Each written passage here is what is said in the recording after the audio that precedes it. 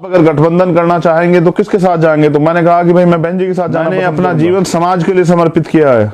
Bhim army Azad Samaj party के लोग बहुजन समाज की रक्षा के लिए, उनके अधिकारों की सुरक्षा के लिए, उनके स्वाभिमान संबंधन की बात आई तो सबसे पहले उनके साथ प्रयास करें, क्योंकि मैं बहुजन समाज, मैंने प्रयास किया, हजारों गालियां खा के, अपमानित कैलवक करवा के, खुद को एजेंट और पता नहीं क्या क्या क्या क्या नहीं कहा गया। बहन जी तो घर से नहीं निकलेंगी, वो तो अपने महल में रहेंगी। 5 साल मुझे अपने लोगों की लाशें उठानी पड़ेंगी अपने हाथों में।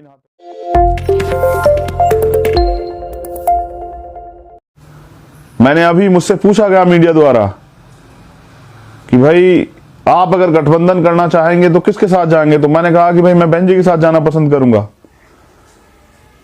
उसके पीछे एक कारण है, मैं आपके बीच में बता देता हूं, आप सुन लीजिए और अपने आप फैसला लीजिए। उसका कारण यह है, मेरे बहुजन समाज के लोगों, कि मेरे लिए समाज सर्वोपरि है। मैं समाज से हूं, मेरे लिए समाज ही सर्वोपरि है। मैंने अपना जीवन समाज के लिए समर्पित किया है। भीम आर्मी आजाद समाज पार्टी के लोग बहुजन समाज की रक्षा के लिए, उनके अधिकारों की सुरक्षा के लिए, उनके स्वाभिमान सम्मान के लिए लड़ते हैं। तो मैंने अपने साथियों से बात की और हमने तय किया कि हम जाएंगे उनके साथ। अगर गठबंधन की बात आई तो सबसे पहले उनके साथ प्रयास करें, क्योंकि मैं बहुजन समाज के लोगों में एकता चाहता हूं। आप जानते हैं पिछले 5 साल में कोई ऐसी जगह नहीं जहां हम आंदोलन के लिए नहीं गए, चाहे जेल काटी, मुकदमे झेले, लाठियां खाई, आप जानते हैं क्या क्या नहीं सहा। साथियों, मुझे कल समाज के बीच रहना है। मुझसे समाज पूछेगा कि चंद्रशेखर आपने प्रयास क्यों नहीं किया एकजुट होने का? मैंने आपके सामने रखी है बात कि मैंने प्रयास किया, हजारों गालियां खा के, अपमानित कैलवक करवा के, खुद को एजेंट और पता नहीं क्या क्या क्या क्या नहीं कहा गया विरोधी द्वारा। मेरे परिवार को गाली, क्या क्या नहीं मुझे अपमानित किया गया, और एक काम मैंने ऐसा नहीं किया जिसमें समाज अपमानित हो जाए। एक काम नहीं किया हमने ऐसा।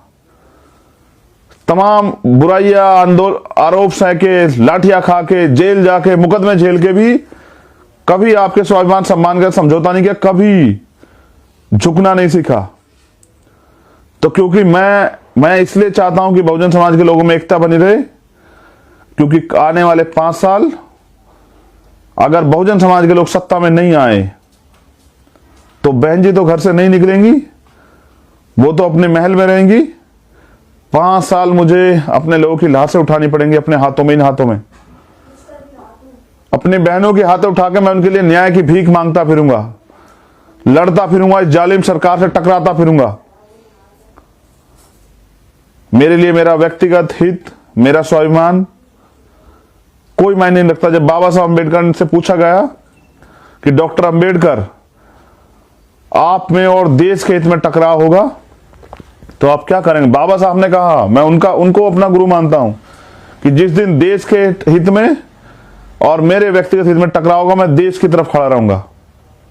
लेकिन जिस दिन देश हित में और मेरे समाज के हित में टकराव होगा तो मैं अपने समाज की तरफ खड़ा रहूंगा। मैं इसलिए इतनी गालियां खाने के बाद, अपमानित होने के बाद, एक स्वाभिमानी व्यक्ति जो सरकार के आगे नहीं झुका, 16 महीने जेल काटी, हम पे आरोप लगाने वाले अपने बच्चे को 10 दिन के लिए जेल भेज के देखा, एहसास हो जाएगा। हमारे लोगों ने, भीम आर्मी के लोगों ने जेलें काटी, मुकदमे झेले, लाठियां खाई, अपमानित हुए। मैं खुद, हमारी टीम, सब लोगों ने, हमारे सब साथियों ने, माननीय अध्यक्ष जी और हमारे और साथी, सब लोगों ने क्या क्या नहीं सहा। 16 महीने जेल काटी, लेकिन उफ नहीं कहा कभी समाज के बीच में, और प्रयास किया हमेशा एकजुटता का। कहना आसान है, आप हमारी जगह खुद को रख के देखिए और इस दर्द को महसूस कीजिए। मैंने इसलिए अपील की कि ये समाज एकजुट रहे, क्योंकि मुझे समाज के बीच जाना। कल आप मुझसे पूछोगे कि आपने एकजुट करने का प्रयास क्यों नहीं किया भैया, तो मैं सच्चा हूं, ईमानदार हूं, इसलिए मैंने प्रयास किया। इतनी अपमानित होने के बाद मेरे लिए मेरा व्यक्तिगत अपमान से बड़ा है बहुजन समाज के अधिकार और उनका स्वाभिमान सम्मान, और वो आंदोलन जिसको बाबा साहब अम्बेडकर और मानव काशी नाम साहब और उनके सहयोगियों ने अपने खून पसीने सींचा,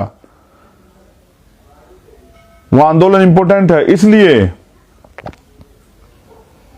इसलिए मैंने पहल की क्योंकि मैंने कहा ना, आज भी देख लिए, पिछले 5 साल से लगातार हम लोग सड़कों पे दिन रात नहीं देखते भीम आर्मी के लोग। अभी भी कई लोग भीम आर्मी के जेल में। अभी हमारे उन्नाव के जिलाध्यक्ष अभी छूट के आए, और गए किस लिए थे? इसलिए क्योंकि न्याय की लड़ाई लड़ते हुए इस सरकार के सामने घुटने नहीं टेकते, न्याय की लड़ाई लड़ते हैं। और कोई दिन नहीं जाता जहां भीम आर्मी के लोग ना लड़ते हों। अभी केरल में हमारे प्रदेश अध्यक्ष को उठा लिया गया, एक बहन के न्याय की लड़ाई लड़ रहे हैं वहां।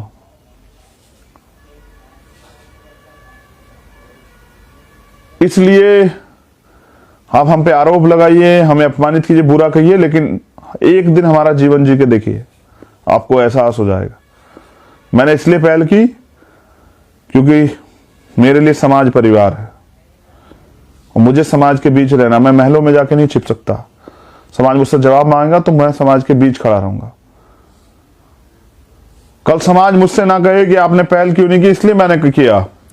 लेकिन ऐसा नहीं कि मैं लड़ना नहीं जानता हूं, ऐसा नहीं कि भीम आर्मी आजाद समाज पार्टी के लोग गूंगे बह रहे हैं।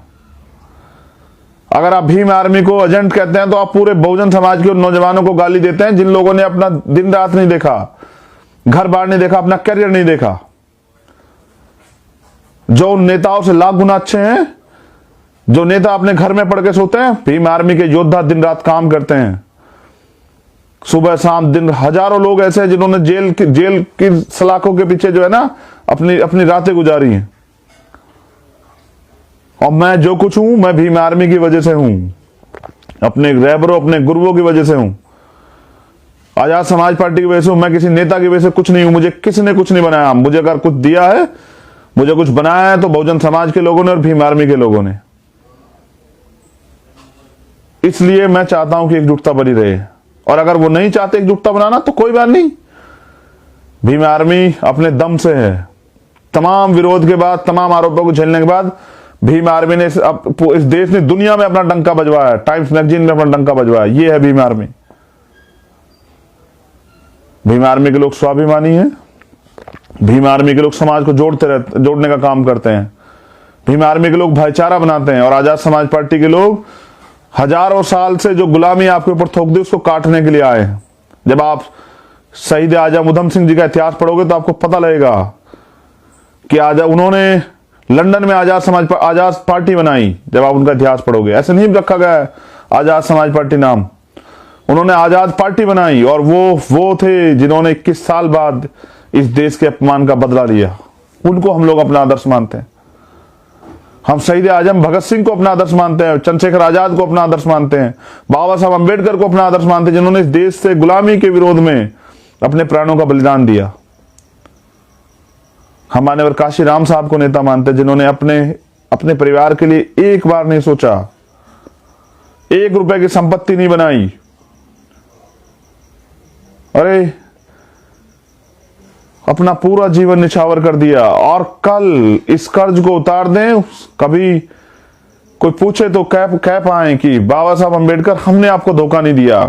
मान्यवर काशीराम साहब, हमने आपके आंदोलन को मरने नहीं दिया। एक बार पूछा गया था बाबा साहब अंबेडकर से कि डॉक्टर अंबेडकर, व्यक्ति मर जाता, विचार भी मर जाता, आपका इस पे क्या तर्क है, क्या व्यू? बाबा साहब अंबेडकर ने कहा, व्यक्ति मर जाता, विचार भी मर जाता है, अगर उसके विचार का प्रसार ना हो। अरे षड्यंत्र द्वारा बाबा साहब अंबेडकर के पुत्र, जिनके जाने बाबा साहब अंबेडकर के जाने के बाद जिन्होंने बाबा साहब अंबेडकर को पूरे देश को जनवाया, मान्यवर काशीराम साहब, उनको, उस रहबर को, उसके विचारधारा को भुला दिया गया। बहुजन हिताय बहुजन सुखाय, जो बहुजन की बात करेगा वो देश पे राज करेगा, वो दिल्ली पे राज करेगा। अगर मैं भी सबके चरणों में पड़ के, उनसे पूछा गया कि भाई आप जो है ये बहुजन की बात क्यों कर, सबकी बात नहीं कर रहे हैं। उन्होंने कहा, हम परिवर्तन चाहते हैं,